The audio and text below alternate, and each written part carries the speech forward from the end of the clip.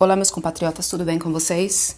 Eu sou a Cibele Laura, eu sei que faz tempo que eu não posto nada aqui no meu canal, mas eu peço que vocês me sigam lá no Facebook, porque lá eu posto diariamente textos e não fica essa sensação de ato tão grande, tá bom? Então me sigam lá no Facebook também. Bom, olha só, gente, se vocês colocarem aí no Google Guiana Essequiba petróleo, vai aparecer muita matéria da mídia convencional, obviamente, falando a respeito da Guiana e a Venezuela, e sempre, lógico, puxando a sardinha para o lado não venezuelano, porque a gente sabe que a Venezuela está num conflito aí com os Estados Unidos, e quem se informa para além da mídia alternativa sabe muito bem o que envolve esse conflito. Então aqui, ó, Folha. Guiana vive turbulência e tem conflito com a Venezuela após achar petróleo. Venezuela e Guiana em conflito por causa de petróleo em águas. Venezuela diz que a avaliação dos Estados Unidos sobre disputa com Guiana é, inválida. A Venezuela não aceita essa avaliação dos Estados Unidos. Venezuela intercepta navio e acusa Guiana de violar sua soberania. Venezuela propõe a Guiana retomar o diálogo sobre disputas territoriais. Isso daqui do Sputnik. Isso aqui vale a pena ler porque o Sputnik leva uma informação mais interessante. O site. Especialista, Estados Unidos protegem a Guiana contra direitos da Venezuela, aqui também do site Sputnik. Enfim. A descoberta de 40 bilhões da Exxon na Guiana renova antiga disputa. A Guiana Essequiba é o incessante caso de reivindicação territoriais, etc. e tal. Então, vai ter bastante conteúdo falando a respeito, mas o que pouco se fala, principalmente na mídia convencional, é que esse território, conhecido como Guiana Essequiba, por causa do rio Essequibo, né, esse rio que corta, que faz a divisão, se chama Essequibo e deságua no Atlântico, é um território de disputa histórica. A ExxonMobil anunciou ter petróleo na costa marítima, ter uma grande reserva de petróleo. Pode ser a maior reserva de petróleo do mundo, petróleo leve, de falsa extração. Segundo aí o jornalista Pepe Escobar, pode facilmente ser extraído mais de 600 bilhões de barris dessa reserva, enfim. Não é por causa disso, dessa descoberta em 2015, que a Venezuela está reivindicando. A Venezuela, imediatamente Maduro fez um decreto na época dizendo que aquele era um território de disputa. A grande mídia vai fazer pensar que é só por causa disso, mas não. Isso aqui é uma disputa histórica. Antes de falar sobre a disputa histórica, eu vou falar sobre algumas coincidências que aconteceram na época do anúncio da descoberta de petróleo pela Exxon. Em 2015, que a Exxon notificou, que há ali uma reserva de petróleo na costa marítima da Guiana, também da Guiana Essequiba, do território em disputa, chegou ao poder o atual presidente da Guiana, que se chama David Granger, financiado pela Exxon. A Exxon financiou a candidatura à eleição do atual presidente da Guiana. Obviamente, este representa os interesses da petrolífera estadunidense. Também foi em 2015 que o Barack Obama declarou, através de uma ordem executiva, que a Venezuela era uma ameaça à segurança nacional dos Estados Unidos.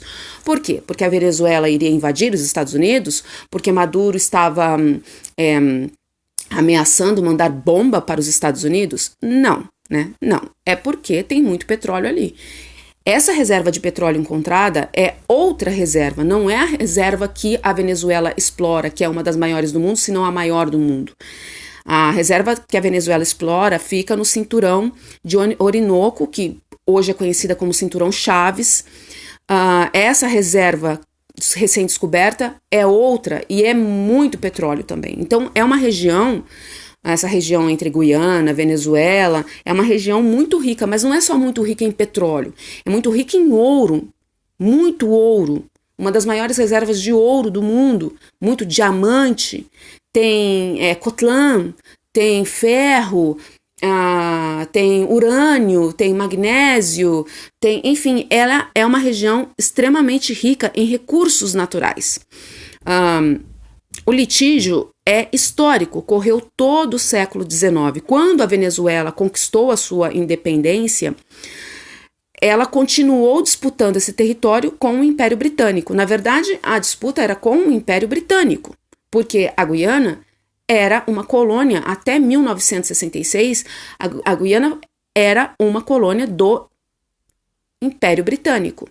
O Império Britânico, durante o século XIX, comprou esse território dos holandeses. Naquele período de guerras napoleônicas, a Holanda estava muito enfraquecida e vendeu o território da Guiana, do Essequibo leste, né? Vocês podem ver que tem uma divisão entre a Guiana Essequiba e o território que foi aí reconhecido pela Venezuela quando a Guiana se tornou independente em 1966. Ela é cortada pelo rio Essequibo. Então, os holandeses venderam de Essequibo para lá, para os britânicos. E os britânicos, atraídos por ouro, foram cada vez mais em expedições, foram se aprofundando para além do Essequibo, para o oeste, e foram cada vez mais penetrando nessa área e cada vez mais chegando e se apossando das terras e dizendo que aquilo era deles. Mas não houve só roubo de território dos venezuelanos. Os britânicos roubaram também território do Brasil. Se vocês olharem no mapa, esse espaço geográfico, ele fica aí limítrofe ao Brasil também, a Roraima, né? Venezuela, Guiana e Brasil. Para os venezuelanos, a disputa ficou conhecida como a questão de Essequibo. Para os brasileiros, ficou conhecido como a questão do Pirara. Faz parte da nossa história. Os venezuelanos, eles perderam esse território numa sentença dada no final do século XIX, em Paris, por um juiz russo, amigo da rainha da Inglaterra, que inclusive chegou a escrever um livro em que pretenciava assim, a Inglaterra e a Rússia como as nações civilizadas que tinham como a incumbência de levar aos povos bárbaros a civilização. Ou seja, ele não era imparcial, a sentença não foi imparcial. A Venezuela foi representada pelos Estados Unidos, por 2 estadunidenses, porque nessa época existia a ideologia da América para os americanos, a doutrina Monroe. Então, os Estados Unidos se achavam assim, né, como representantes dos interesses dos americanos. Mas, na verdade, nós sabemos o que tem por trás disso.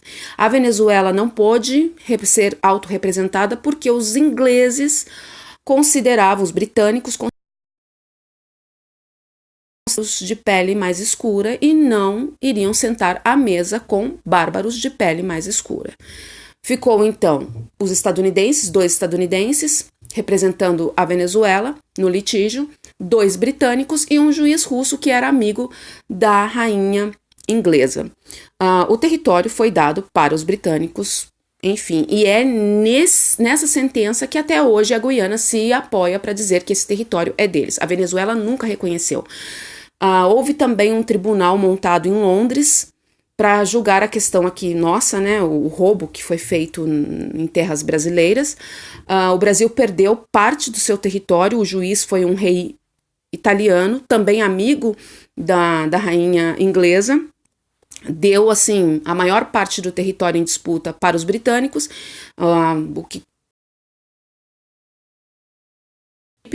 e o Brasil ficou apenas com uma pequena parte do território em litígio. Esse território, se vocês olharem no mapa, é o que corresponde aí à atual Raposa Serra do Sol, só para vocês se localizarem, né? Esse espaço compreende onde fica a Raposa Serra do Sol, que foi dado para o Brasil. E até hoje tem interesse muito grande dos estrangeiros na Raposa Serra do Sol, nesse território todo, enfim, na própria floresta amazônica, tem um interesse muito grande dos estrangeiros, interesse histórico, inclusive, porque é um local extremamente rico. Bom, mas voltando à disputa venezuelana, os venezuelanos perderam esse território, nunca aceitaram. Antes do Acordo de Genebra em 1966, após a morte de um dos estadunidenses representantes da Venezuela, foi descoberto uma carta em que ele dizia que tal sentença foi injusta. Ele reconhecia a injustiça de tal sentença. Os Estados Unidos aceitaram numa boa, porque a gente sabe da parceria entre Estados Unidos e Império Britânico desde então, né? Mesmo naquele período em que havia uma disputa entre eles para a liderança ali do mundo. Os Estados Unidos encarnou a alma expansionista e racista do Império Britânico. Em 1966, a ONU intermediou aí um acordo que ficou conhecido como Acordo de Genebra, e esse Acordo de Genebra estipulou tal território como um território em disputa, ou seja, não poderia ser feita nenhuma exploração sem a permissão da Venezuela e da Guiana, ou seja, os dois países teriam que estar em acordo para que houvesse qualquer tipo de exploração nessa região. Em 1966, também foi dado à Guiana a independência. A Inglaterra, oportunamente, deu à Guiana a independência, ou seja, não era mais a Venezuela contra o Império Britânico, era a Venezuela contra a Guiana, um pequeno país atravessado pela miséria, pela pobreza, miséria e pobreza essa causada pelos britânicos, obviamente. E aí correu esse tempo todo, né? Em 2015, houve o anúncio da descoberta de uma reserva de petróleo muito grande na costa marítima aí no Atlântico.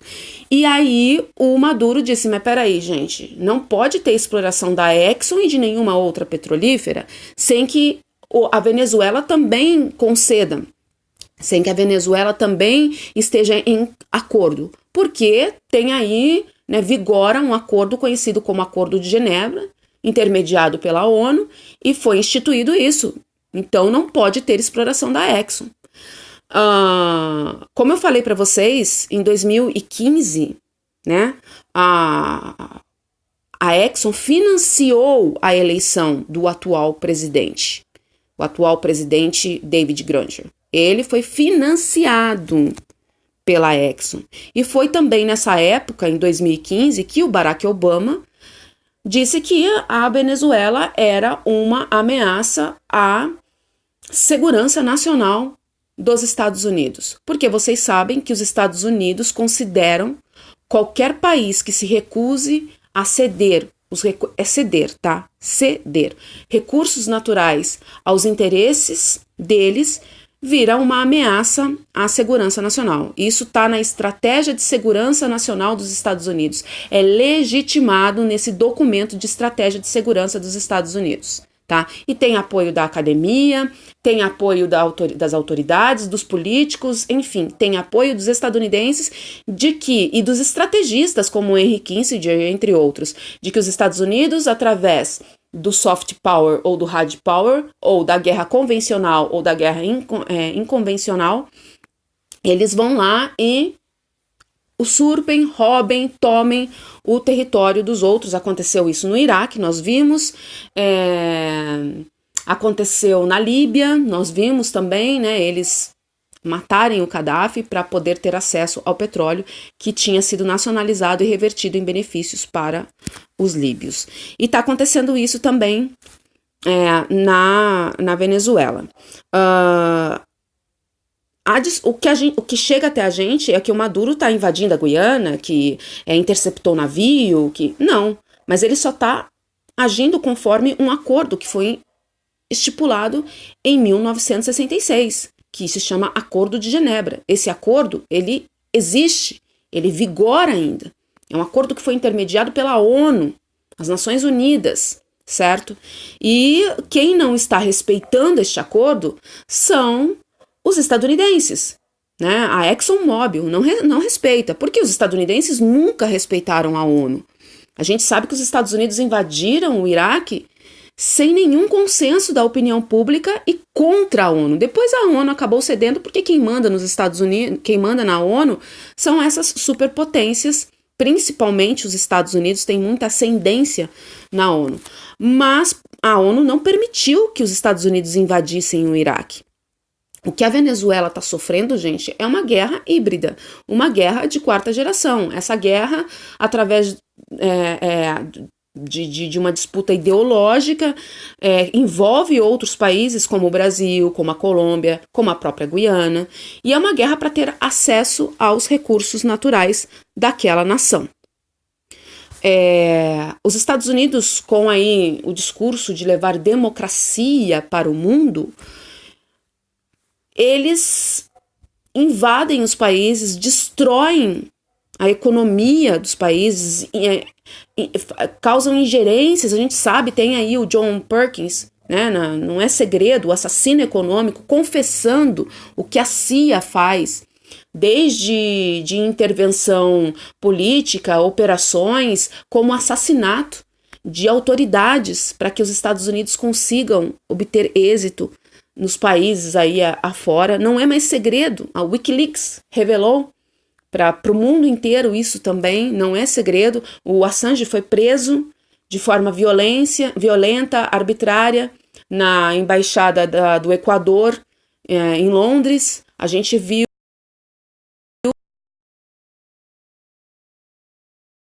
com a desculpa de levar democracia, eles fazem isso. Só que assim, levar democracia aos países que lhes interessa.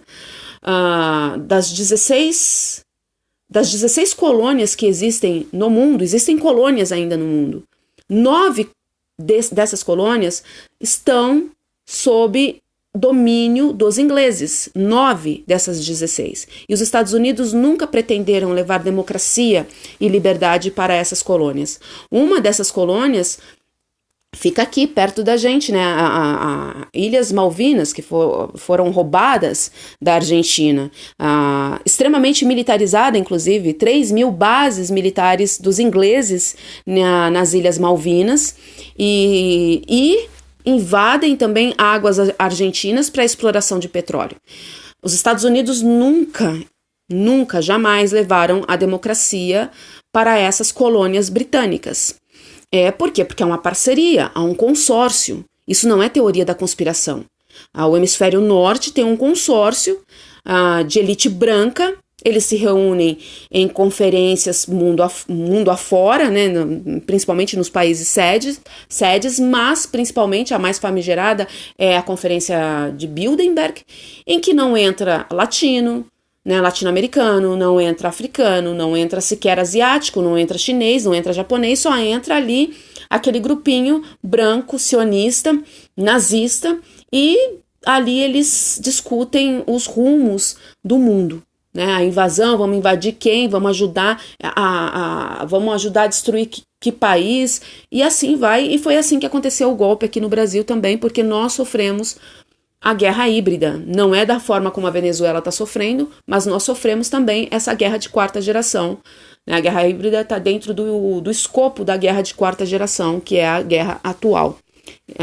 Que os países travam, né? Os países da hegemonia global aí, eles têm uma disputa para a liderança que envolve territórios terceiros. Esses territórios terceiros somos nós, e nós não conseguimos nos desenvolver, não conseguimos resolver os nossos assuntos com autonomia, com soberania, porque há a presença sempre desses estrangeiros no nosso país. Ironicamente, o juiz que deu a sentença a favor dos britânicos era um juiz russo, escreveu um livro dizendo que a Rússia e a Grã-Bretanha tinham como incumbência levar a civilização aos povos bárbaros. E agora a gente vê aí a presença dos russos também na Venezuela, que eu não condeno, porque se não fosse a presença dos russos, o Maduro com certeza não conseguiria sobreviver às investidas dos Estados Unidos, pesada, através da oposição títere, através do Guaidó.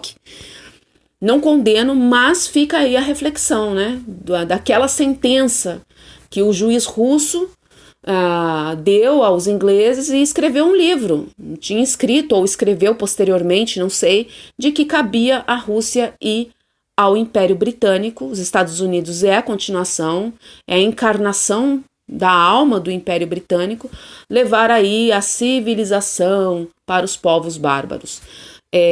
Eu gostaria realmente que aqui o Hemisfério Sul um dia pudesse não ter um alinhamento automático, não ter uma subserviência nem esse, nem aquele país, nem esse, nem aquele polo. Hoje nós vemos que a China tem aí uma grande influência, está presente, né, em parceria econômica em muitos países. Eu escrevi sobre isso já. Não jogo a China e a Rússia no mesmo pacote imperialista dos Estados Unidos, da Inglaterra e da França, mas a gente tem que tomar cuidado também, porque, né, não existe almoço de graça. A China está ajudando a Venezuela, mandou aí um avião com insumos médicos. Isso é muito importante, né, porque a Venezuela passa por sanções pesadas e tem uma ajuda comercial, uma parceria comercial. A Rússia está presente na Venezuela ajudando militarmente, com proposta de, né, em caso de uma intervenção. A gente sabe que é possivelmente real que os russos eles possam conceder uma ajuda física, militar aos venezuelanos, mas também tem uma ajuda no que concerne a estratégia, a inteligência, e a gente não pode condenar, porque senão os Estados Unidos já teriam fazendo e acontecendo lá na Venezuela. Mas é para a gente refletir, né, a questão histórica e tudo isso. Será que um dia a gente vai conseguir atingir a soberania de verdade? Eu acredito que sim. Só quando a gente se unir e houver uma integração da região e a gente entender que nós não podemos nos colocar como capachos desses grandes impérios. A gente tem que se impor, porque a América do Sul é muito rica daquilo que eles precisam. Muito, muito, em biodiversidade, em recursos, em água, em tudo a gente é muito rico. E a gente precisa aproveitar essa riqueza para desenvolver a nossa região, mas de forma soberana, como faz o Evo Morales. A Bolívia é o país que mais cresce na região. E ele nacionalizou o lítio. A maior reserva de lítio do mundo está na Bolívia. E está na Argentina e no Chile também. Ou seja, nós temos também aí muito lítio. Além de nióbio, além de petróleo, além de ouro, além de diamante e de biodiversidade. E a gente tem muita coisa que é imprescindível para o desenvolvimento das nações tidas como tecnológicas. Eles têm a tecnologia, mas nós temos o indispensável recurso natural, a matéria-prima que tanto eles precisam. E a gente precisa aprender que isso é muito importante. Isso é riqueza, é uma riqueza real. É isso aí, galera. Tchau, tchau. Abraço para todos.